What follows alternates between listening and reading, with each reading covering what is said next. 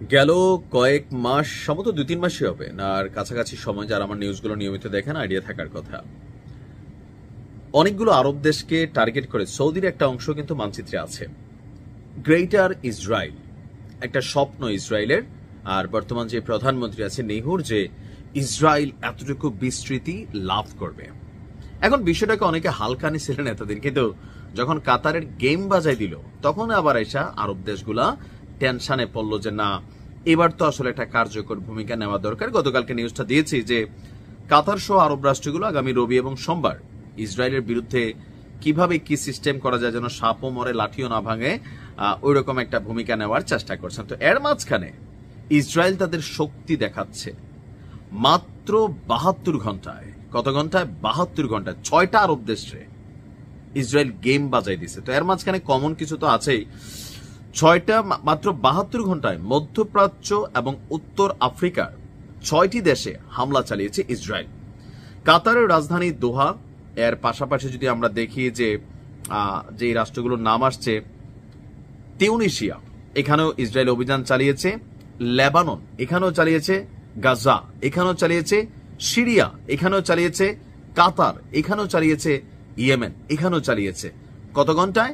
মাত্র 72 ঘন্টায়।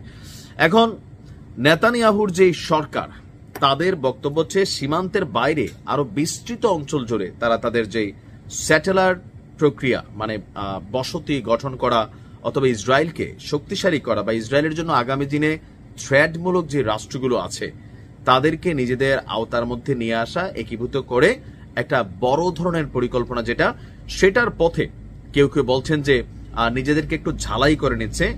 বেসিক্যালি কাতারে অভিযান চালানোর জন্য যেটা ইস্যু তারা দেখাইছে, ইস্যুটা ওইখানে না। ইস্যুটা হচ্ছে আরবদেরকে একটু টেস্ট করা, পশ্চিমাদেরকে একটু টেস্ট করা।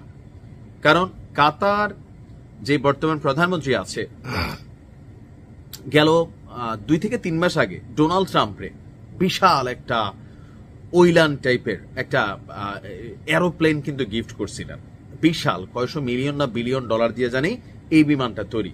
তো সেই বিমান পাওয়ার পরপরই যখন আমরা দেখলাম যে কাতারে যে অভিযান ইসরায়েল চালাইছে, এটা সম্পর্কে আমেরিকার কাছে তথ্য ছিল, কিন্তু আমেরিকা যে কাতারে আবার আমেরিকার সামরিক ঘাঁটিও আছে, কিন্তু এটা নিয়ে কোনো বক্তব্য দেয়নি। কিন্তু গণমাধ্যমে আমরা দেখছি আবার গতকালকে ট্রাম্প এবং নেহুর মধ্যে উত্তপ্ত বাক্য বিনিময়। এগুলো আসলে ওয়ান কাইন্ড অফ আইওয়ার্স ছাড়া আর কিছুই না। যে উত্তপ্ত বাক্য বিনিময় কি, যেহেতু তাদের কাছে গোয়েন্দা তথ্য ছিল, সো তারা তো চাইলে তখনই বিষয়টাকে সামলাইতে পারতো যে না, তোমরা কাতারের মতন একটা রাষ্ট্রে এই প্রথমবার যেভাবে তোমরা অভিযান চালাইছো সেটা উচিত না, বা এটার একটা নেগেটিভিটি আসবে। কিন্তু আমেরিকা এই কাজটা করে নাই, না কইরা এখন ঘটনা ঘটানোর পরে এখন ইসরায়েলের প্রধানমন্ত্রীকে ট্রাম্প ফোন করছে, এটা নিয়ে উত্তপ্ত নাকি বাক্য বিনিময় হয়েছে 2 প্রধানের মধ্যে। বাট আমার কাছে মনে হয় যে এগুলা সবকিছুই আইওয়াশ। বেসিক্যালি কাতারে অভিযানের মাধ্যমে আরব রাষ্ট্রগুলোর প্রতিক্রিয়া দেখার চেষ্টা করতেছে। এখন প্রতিক্রিয়া কেমন? সুশীল প্রতিক্রিয়া। সুশীল প্রতিক্রিয়া বলতে আমি যেটা বোঝাচ্ছি, এই যে নিন্দা জ্ঞাপন বাংলাদেশে জানাইছে, আমাদেরকে কি মারছে, বাট আমরাও জানাইছি। আরব রাষ্ট্রগুলো ঠিক এরকম নিন্দা জ্ঞাপন করছে। ইভেন অলরেডি ঘটনা ঘটছে 3 দিন, আগামী রবিবার আসতে আসতে আরো 3 দিন। তো 1 সপ্তাহ পরে গিয়ে তারা আলোচনা করবে কিভাবে কি ঝামেলাটা মিটানো যায়। এটা এইভাবে এখন কি একটা, আরে বেটা মেশিন আছে ঠুকে দাও, এখন এটা তো ঠুকতে পারো নাই। এখন যেগুলা করতেছে আমার কাছে মনে হয়েছে টোটালি হাস্যকর। আর ইসরায়েল তাদের বৃহত্তর বা গ্রেটার ইসরায়েলের যে পরিকল্পনা, সেই পরিকল্পনার পথে তারা কৌশলে এক ধাপ করে এগিয়ে যাচ্ছে। আর এটা ছিল সবচেয়ে বড় লেভেলে, থাকে না যে প্রি টেস্ট করা, ওই কাজটাই করছে। এমনকি এটাতে ইসরায়েল সফল মনে রাখেন। ভালো থাকুন।